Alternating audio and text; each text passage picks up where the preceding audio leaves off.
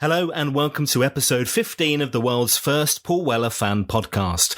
I'm Dan Jennings, and 10 years ago I gave up my live stream and career as a radio presenter with one big regret: never getting to interview my hero, the legendary British musician Paul Weller. This podcast exists purely to solve that issue. Welcome to Desperately Seeking Paul. And in this episode, my guest is the Chief Executive of the Royal Albert Hall. Craig Hassall took up the post in April 2017, running one of the world's most treasured music venues and one of our biggest landmarks. We check in during lockdown and find out why the RAH is one of Paul's most favourite venues and why he's played there over 40 times in his career, from the Style Council to now. Let's get into it. Hi, Craig. Thanks for joining us. Pleasure. Thanks for asking me. I mean, as anybody who's listened to this podcast will know, the Royal Albert Hall comes up a lot because it's one of my favourite series of gigs was back in 2010, the Wake Up the Nation, 5 nights in a row. This is such an amazing venue. So what is it about this venue that made you want to take that job back in 2017? Well, I came all the way from Australia to take this job, so I really wanted it. What I like about the Royal Albert Hall, I mean, everyone has a Royal Albert Hall story. They've either seen it on television, or they've been there, or they've had a friend or a nan or a cousin who's been there. And its nickname, tongue-in-cheek, is the Nation's Village Hall, but it really is. You know, everyone is, what I love about it is that it's really special. If you're an artist performing on that stage, or someone like Paul Weller, or you're a member of the audience, you feel really special, but no one's excluded. Like, it's not posh, it's not exclusive, but it's really special. And it has that weird juxtaposition of unique experiences, and it's for everyone. That's what I love about it. And we'll get into the kind of acoustics, because I think artists love performing it because the sound is so good, so special. It's brilliant. But to kick things off, tell me when you first discovered the music of Paul Weller. Well, when you asked me to do this podcast, I felt like a complete fraud because I've been a Paul Weller fan for decades and decades. So I was at university in Sydney, and Style Council were huge. So I kind of grew up with Paul Weller through the Style Council. So all these years on, to be asked to speak about someone like, you know, an artist like that, you just think, well, this can't be happening, you know. So I'm a huge fan, Were you kind of getting sent stuff by people over here, or was it more kind of like you were hearing stuff on the radio? How did you discover them out there? Well, it was a hit parade we used to have in those days. I don't think it happens anymore. So they were huge in Australia. They did tour. I never saw them live, though. I only heard them on the radio. We used to have these things, plastic, called CDs, and you'd buy this thing, you'd put it in a machine called a CD player, and it played music. I mean, the millennials, they won't understand what we're talking about, Dan, but that's how I got my Style Council fixes, through CDs. They said they wouldn't scratch. These things are indestructible. What a load of old bollocks that was. They lied.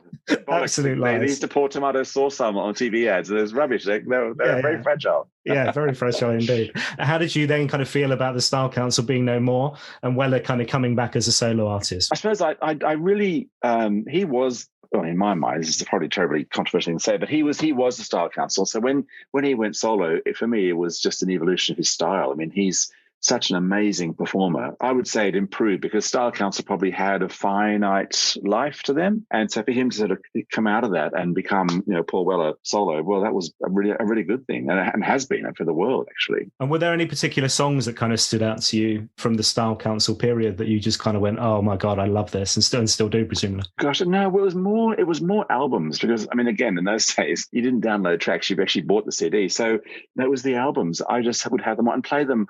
You'd play them on high rotation at parties, and, you know, friends would come over and you play a CD. I mean, this doesn't happen anymore. I sound like a really old man. You know, a new CD would come out, and friends would come over, and you'd sit and you'd play it and listen to it with a glass of wine. And I'm sure for artists like, you know, Paul, they create these CDs in a sequential order so that the songs are designed to fit after each other.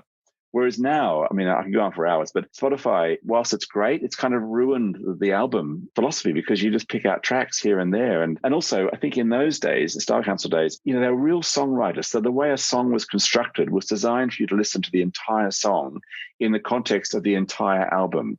Whereas now, you know, Spotify, if you don't get someone's attention in the first, 4 seconds, you've lost them. So it's affected the way songwriters write songs. You can't have a great intro or a theme that comes back again and again, as a lot of Style Council songs do.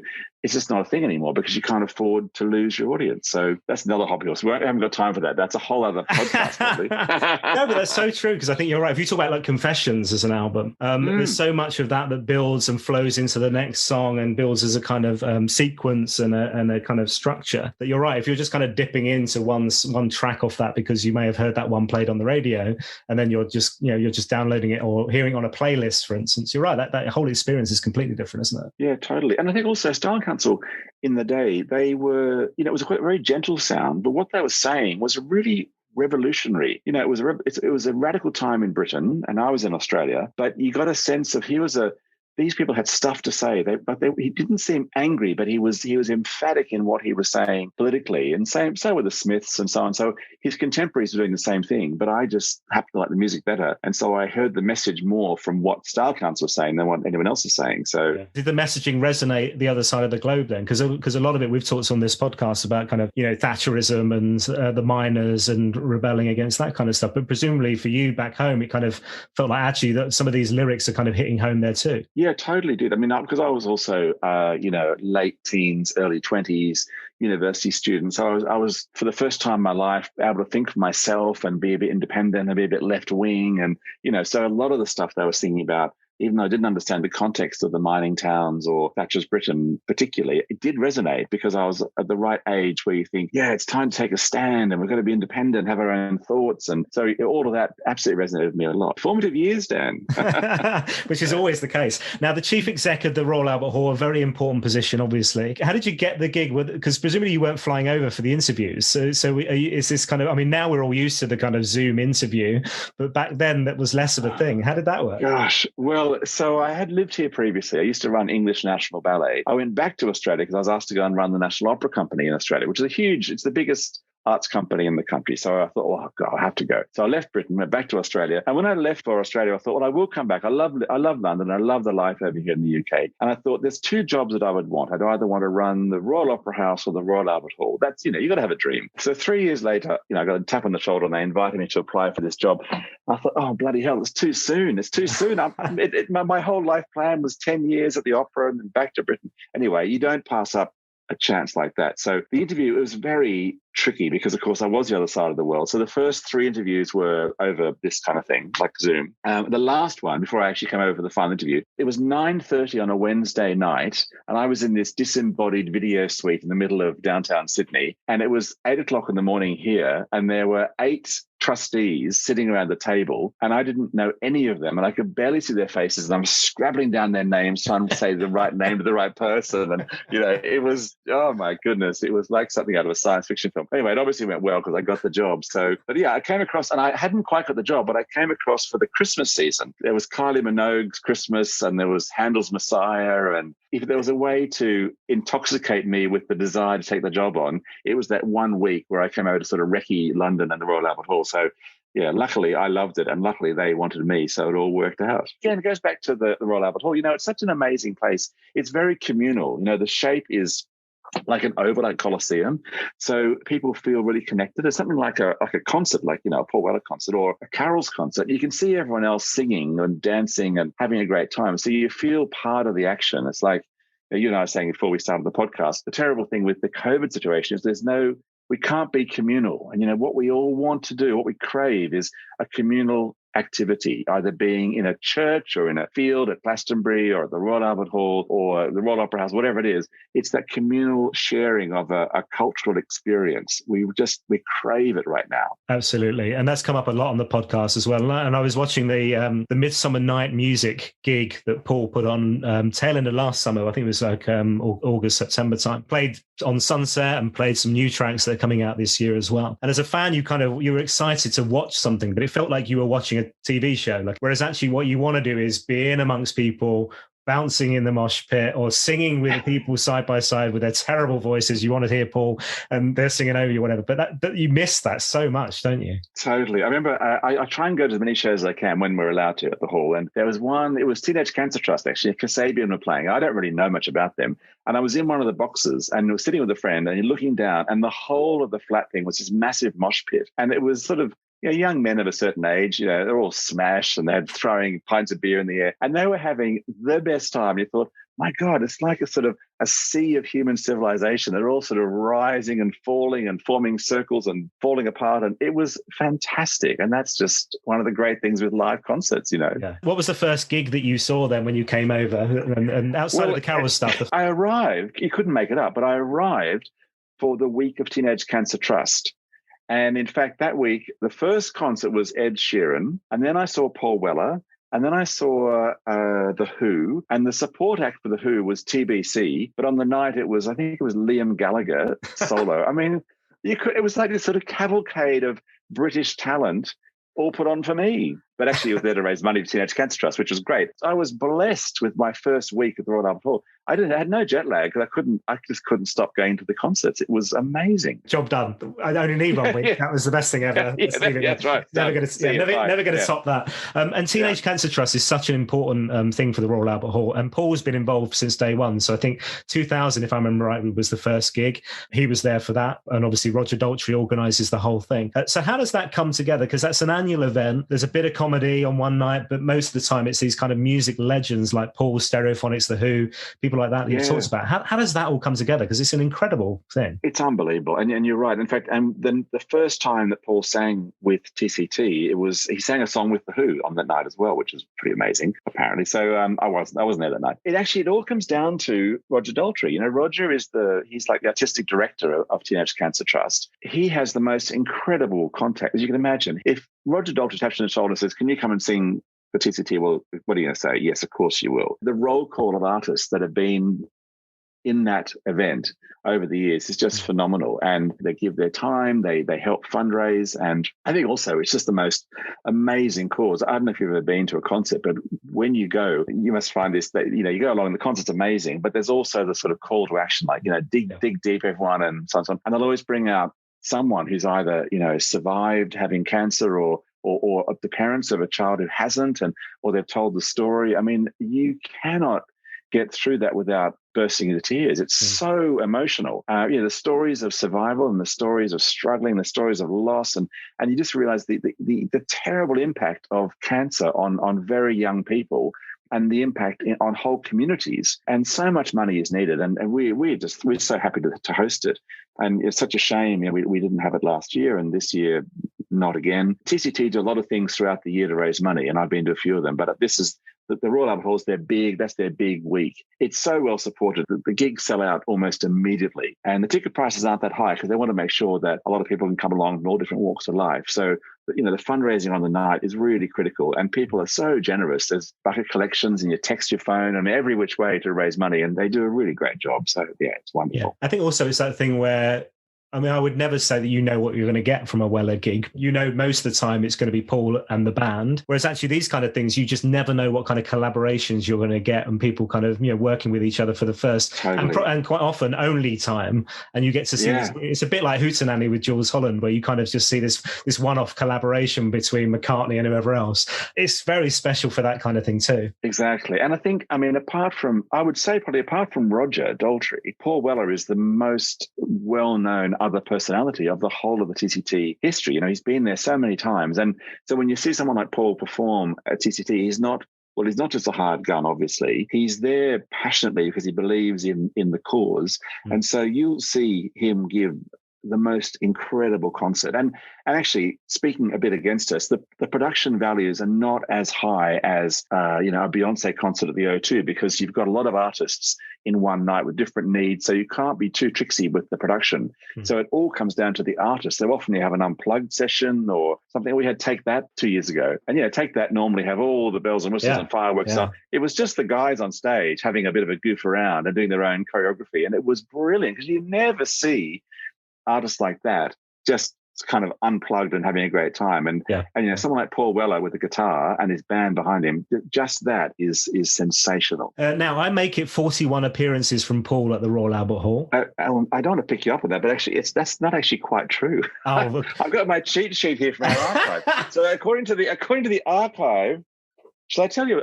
Shall I give you my fun facts? Go on, please. According to the archive of the Royal Albert Hall, Paul has done 46 performances since 1984.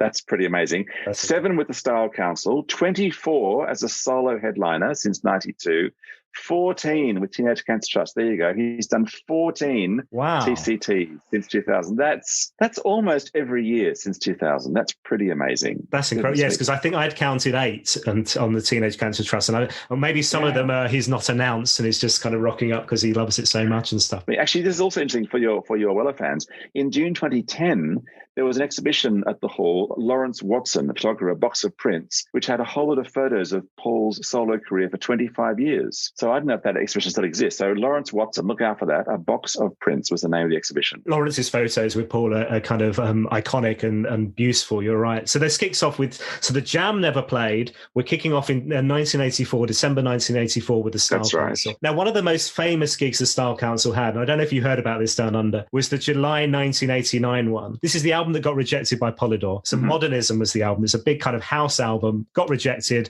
eventually gets released 10 years later. Paul, I've seen pictures. Paul was in kind of Dayglow shorts, this kind of acid house surfer gear. Great. Well, that was the era. I mean, it was his first live show in a year and a half. And depending on who you believe who was there was ripping up of the programs. There were people booing. So how much of that's true, I don't know. But certainly it was at the end or the final days of the Style Council. But then he returned kind of as a solo artist, really early days, 1992, when it may or may not have still been called the Paul Weller movement. So he loves this venue. What is it about that venue acoustically that kind of makes it so special for an artist performing? Well, first of all, just performing there, if you think about it, if you're the headliner of a band, where you're actually physically standing is not upstage. You're almost 1/3 into the venue. So the audience is not like the Palladium where the audience is all out there. The audience is up there, here, above you, so that you're almost enveloped by the audience. So you feel like you're actually out in the audience. And when we do awards ceremonies, like we have the BAFTA Awards and the Olivier Awards and the Fashion Awards, the feedback from the presenters and the award winners is, I'm just in this audience. They're right around me. And so that, coupled with the sound, which is also envelops you, it makes it just, the connection between audience and performer is absolutely entwined. And in fact, we just upgraded the sound system about 2 years ago with this D&B system. And now we have speakers in all the boxes, and there's directional speakers in the gallery and the circle. So for an artist like Paul Weller, where the sound is so important and the lyrics are so important, the voice is the hardest thing to amplify, apparently, because it's a really complex thing. Our voice is really, really complex. It's highs and lows and in between. So a system that's working in a music venue has to really be attuned to the human voice. So now when you see an event at the Royal Albert Hall, the lyrics of every song are crystal clear. And when they're important, like Paul Weller's lyrics, you need to be somewhere like the Royal Albert Hall because you get everything, you get the whole experience. So I'm sure for someone like Paul, it's just gold to perform a place like that. I would say that, wouldn't I? But I think it's true as well. Yeah. But the other thing I was going to ask you is there's this huge big organ, like usually behind where the performers are kind of, the stage where the performers are. How many people get to play that? Is it still in working order? And if so, who's put that into their repertoire? Oh, Dan, that's a brilliant question. Okay, first of all, it's a great organ. It's the second largest organ in the world, I think. And it's also 150 years old this year, because so is the Royal Albert Hall. It's one of the oldest organs in the world. And this, you'll love this, it has 9,999 pipes. And I said, hold on, give me that number again. It's 9,999 pipes. Why did you ever build it, not round it up? I said we have an organ curator. I said, Michael, couldn't we just add one pipe somewhere? He says, no, it's not that simple. It's complicated. He said, I can't explain. It just has to be. And some of the pipes are like, they're like as large as a 44-gallon drum. They're massive, and some of them are as small as my little finger. So there are all these pipes, and it's played occasionally. And in fact, Michael Giacchino, who's a film composer, he wrote the music for Up and Star Trek and Star Wars and so on. We've commissioned him to write a piece for the organ for our 150th. Oh, wow. So he does really super composition. So Michael's done this really out there organ composition for this year for our 150th. So you can't always play it. Like it's pretty special to be able to play it. And sometimes people come in and we allow them to come in and practice during the day, and it's just amazing. The only thing I'd say against the organ is my office is actually behind the organ. So we have the graduations for Imperial College once a year. And so they come in the morning, they just tune the organ, which sounds lovely. And there are about 9 graduations a day. And so they play out on the grand organ. So I hear the play out 9 times a day. And let me tell you, it's really, really loud. Your desk is sort of shaking. It's like... At least you know working from home is okay now. It works. You can pick those days. Yeah. Well, I miss the organ, actually. I miss the sound of the organ. I mean, that feels like a bit of a cop-out to me, though, of your organ guy just going, you don't need to know why. It just is. I think it's a bit condescending, actually. I think he thought, this guy's so unmusical, I can't even explain to him, so I'll just let it go. He's a lovely man. Michael Broadway, he's an absolute genius. The guy's he's an organ legend. He's wonderful. I'm not going to explain it to this Philistine. That's right. I don't blame him. Now, I want to talk logistics, because how does it work, right? So Paul has a new album out in May. Let's pretend that this is a world where we're out gigging.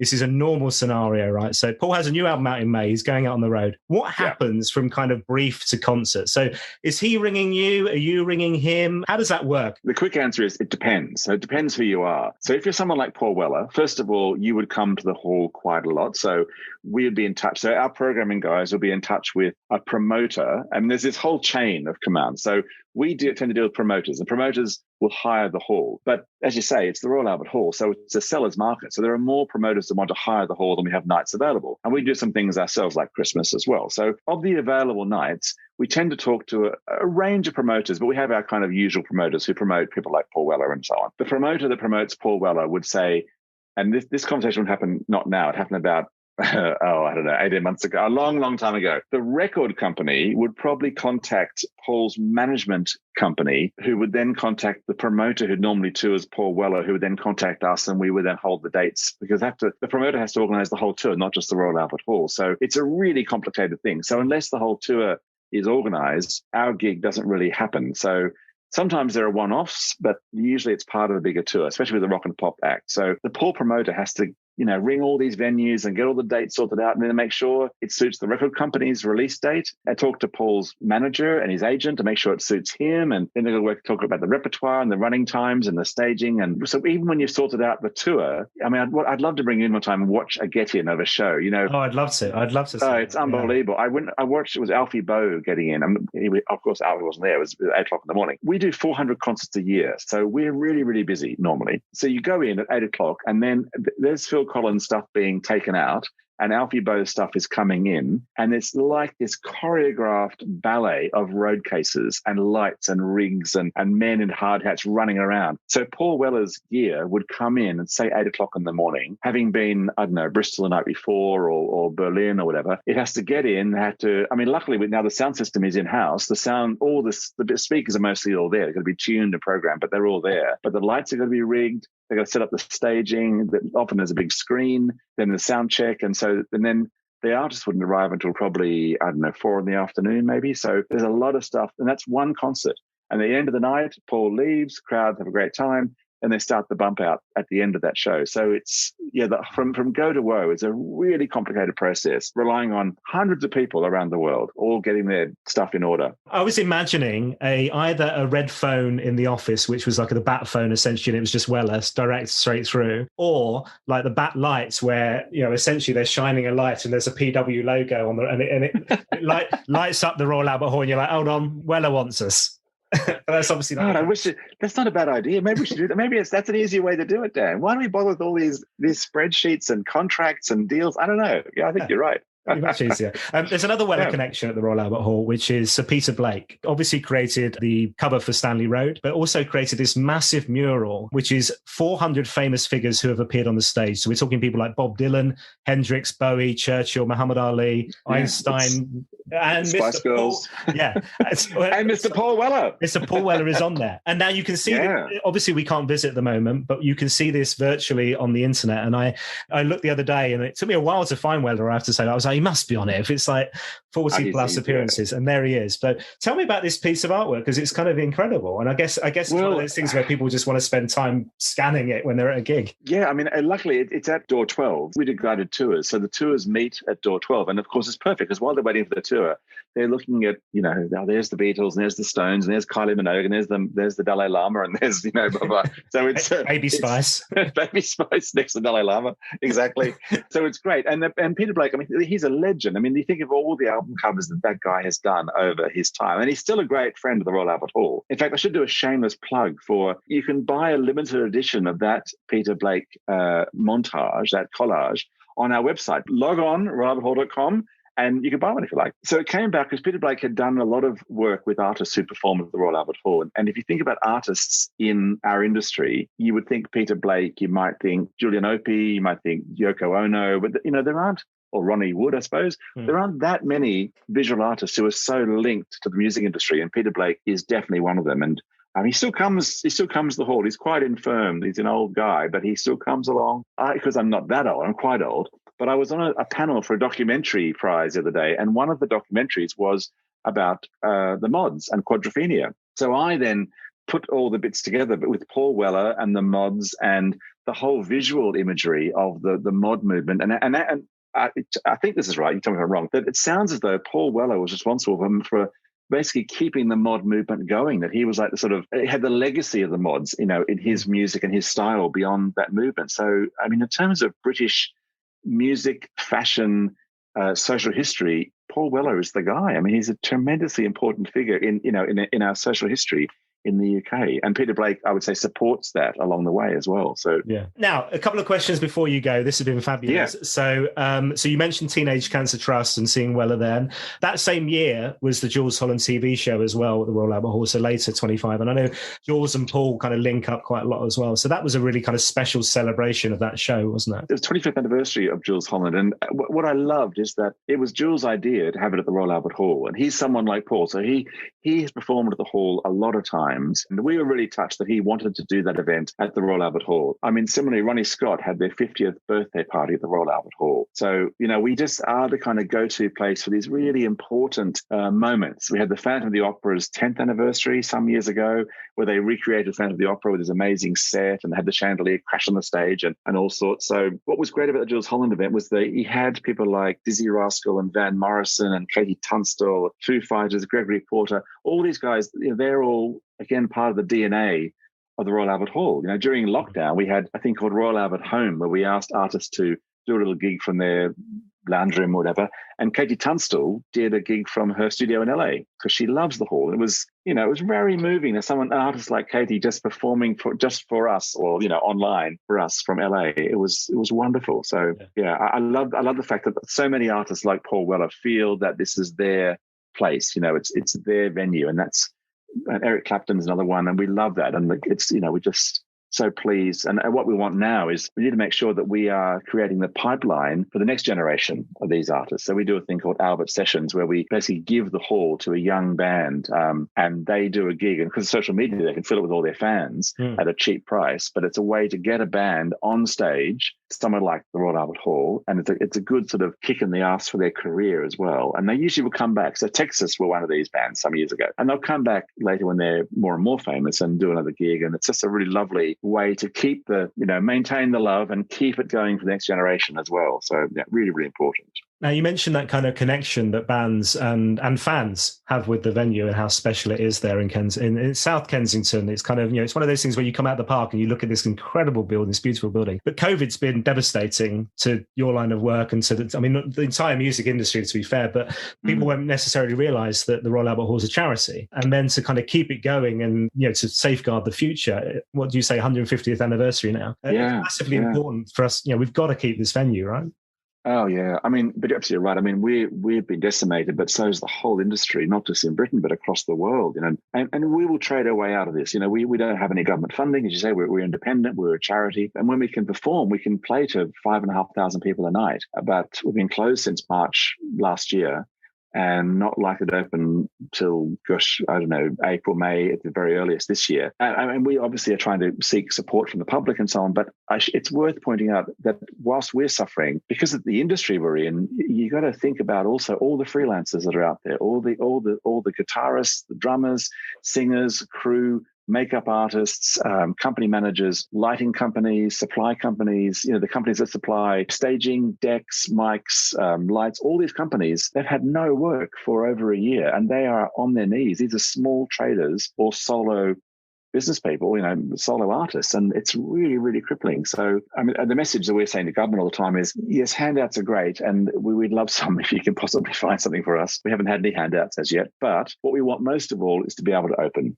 If we can open, we can then give work to artists, to bands, to suppliers, and to the industry that supports the industry, and vice versa. We want to support the small industries that rely on us, and we can't do that unless we're actually open. So we just pray for that day. I was talking with Andy Lewis on podcast a few episodes back, and talking about the fact that when this is over, there's going to be the biggest party the world's ever seen. And I definitely get that sense from everybody I've kind of talked to on the podcast and outside of that, where once we're through this and people feel safe. Nikki Weller was talking about the fact that it's going to be like the kind of roaring 20s, where everybody's just going to be like crazy, kind of like party, because you do feel that it's been so awful for the past year not being able to. Yeah. And that party, I'm telling you, when I talk to all our suppliers, there's going to be indoor pyros and gobos and lasers and massive screens, and everyone's going to throw everything at it because, we just miss that communal feeling of being in the same place, enjoying something together, Yeah. It also is the dynamic. If you think when you go and see a gig, you are standing in the mosh pit or sitting in a seat, and of course you talk to people beside you, and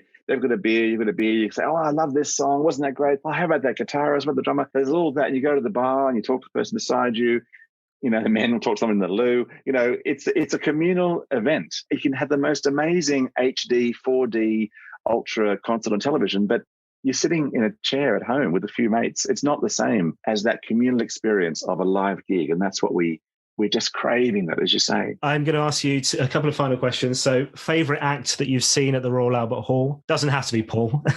Dan, you can't ask that. That's like saying, what's my favourite book? Or your favourite child, actually, isn't it, to be fair? Yeah. Thinking about it. It's kind of like, yeah. Okay, honestly, the first one that comes to mind, it would be Kraftwerk, actually. Oh, cool. Because they just, I grew up with Kraftwerk, the mad German electronica. And what I loved about it, there's a guy, one of my marketing team, Jasper, I happen to have a spare seat in my box, I get this box where I can entertain people. Jasper was there. I said, oh, Jasper, do you want to come sit in the box? Because I've got a spare seat. Oh, that'd be amazing. Anyway, and it was a 3D, they had a 3D screen where they're playing, She's a Model and Autobahn, and we're all wearing these 3D glasses. It looked like a science fiction film. At the end of the night, I said to Jasper, you're like 22. I'm 55. What are you doing? How do you even know who this is? And he said, Craig, I'm telling you, these guys are the grandfathers of electronica. I mean, everything I know came from Kraftwerk. He said, this is like, I'm worshipping at the altar. I thought, oh my God, I had no idea. So it was like a religious experience for me as a result of that. Love that. Okay, two final questions before you go. Yeah. One is, you're allowed one Paul Weller song for the rest of your life. Which one is it? It can be The Jam, The Style Council, or Weller solo. Do you want to hear the other question? Yes. So the other question is, this podcast is called Desperately Seeking Paul. The ambition is for me to secure an interview with Paul Weller, the interview that I never managed to get during my radio career. What one question should I ask him, or what topic should I cover? Oh, okay. Can we do the second question first? Well, that's slightly easier. Okay, the second question, what you'd ask him is, what's the take-out legacy of the mod movement for Britain? Because I think there is one. So I would say that. And song, I'd probably say Wildwood. I'd say Wildwood, and I'll tell you because it's on. I've got a sort of like a personal playlist of just songs. When I just amalgamate songs, and I'm driving the car, and that's on there. And so I probably hear Wildwood every month, so it just sticks in my head. So yeah, I guess I'd say that one. It's a lovely song. Yeah, but I may change my mind in an hour. But that's my answer right now. That's the whole point. Everybody says the same thing. Craig, this has been an absolute blast. Thank you so much. Good luck for the future, and let's hope that you guys can open fairly soon, because we all want to be rushing back to see live performance at your gaff. Oh, thanks, Dan. I'll buy you a beer one night at one of our bars. What about many bars? What about many bars? Yeah. And I'll see if I can track down an extra pipe for your organ. Yeah, thanks very much. It's very kind. No, I really enjoyed it. Thanks very much. That was so brilliant. What an amazing gig, and what an incredible venue. My thanks to Craig once again. Now, next up on the podcast, and I can't quite believe that I'm saying this either, we have a man known as the fifth member of the Jam. So if Paul, Rick and Bruce were three, and John Weller was known as the fourth, then Dennis Munday is labelled as number 5,